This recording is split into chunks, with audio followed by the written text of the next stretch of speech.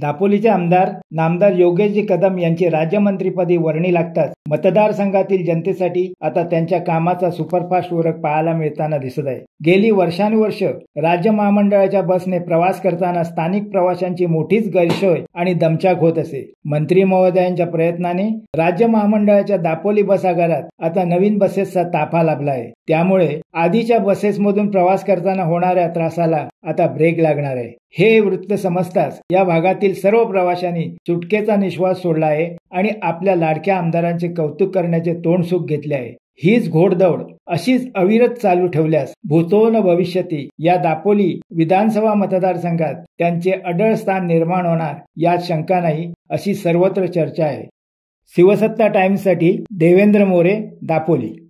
दे धडक बेधडक वृत्त देणाऱ्या आपल्या शिवसत्ता टाइम्स न्यूज चॅनलला लाल बटन दाबून सबस्क्राईब करा आणि बेल आयकॉनला क्लिक करायला विसरू नका।